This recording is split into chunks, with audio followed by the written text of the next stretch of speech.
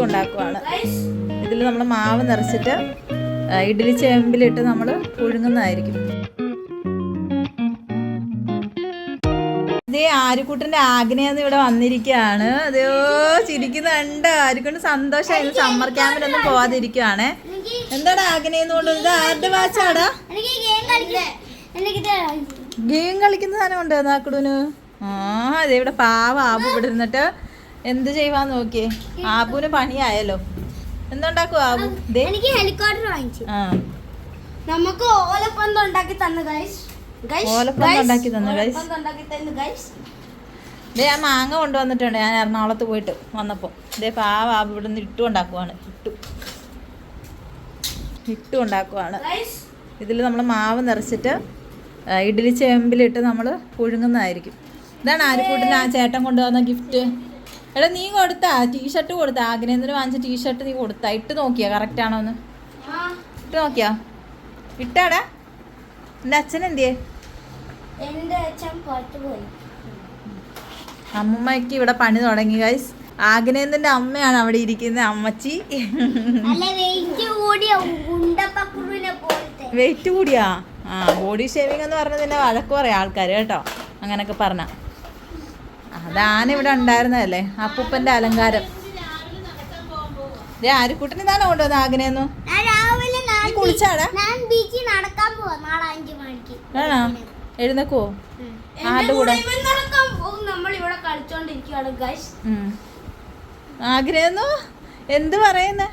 ഡൽഹി യാത്രയൊക്കെ എങ്ങനെ ഉണ്ടായിരുന്നു? ഡൽഹി യാത്ര അല്ലല്ലോ, കേരള യാത്ര അല്ലേ? സോറി, ഡൽഹിയിൽ നിന്നുള്ള യാത്ര എങ്ങനെ ഉണ്ടായിരുന്നു? കേരളത്തിലോട്ട് ചൂടുണ്ടായിരുന്നു? അത് എ സിയിലാണോ വന്നേ? ഇവിടെ എങ്ങനെയുണ്ട് ക്ലൈമറ്റ്?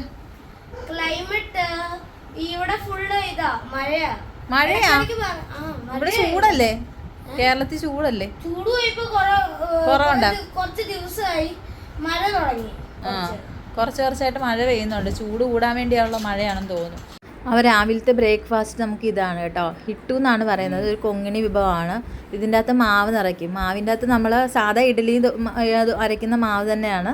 അതിൽ പച്ചമുളക് ചെറുതായിട്ട് അരിയും. പിന്നെ നമ്മൾ ഇഞ്ചിയും കുനുകുനായിട്ട് അരിഞ്ഞിട്ട് ആ മാവിൽ അരിഞ്ഞിടും. ആ മാവാണ് നമ്മൾ ഒഴിക്കുന്നത്. നമ്മൾ ഇഡ്ഡലി ചെമ്പിൽ വെച്ചിട്ട് ആവി കയറ്റും.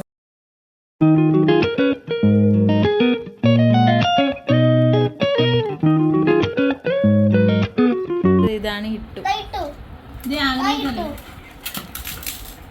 ഒരു കൈ മൊബൈൽ വെച്ച് പൊളിക്കാൻ പറ്റുന്നില്ല. പകുതി മാവ് ഇലക്കകത്താണല്ലോ.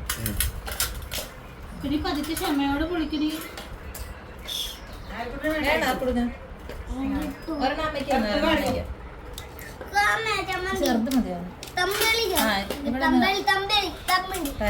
ഇന്ന് കാണിച്ചോ? കാണുന്നുണ്ടോ? അമ്മ എടുത്തു തരാം. അമ്മ എടുത്തു തരാം. ഇത് ഉണ്ടല്ലോ ചമ്മന്തി.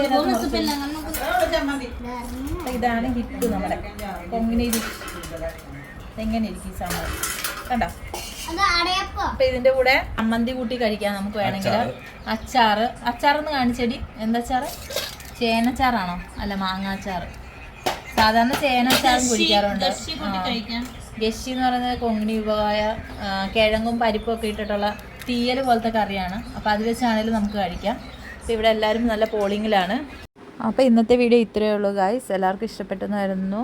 പുതിയൊരു വീഡിയോ ആയിട്ട് കാണാം. ബൈ.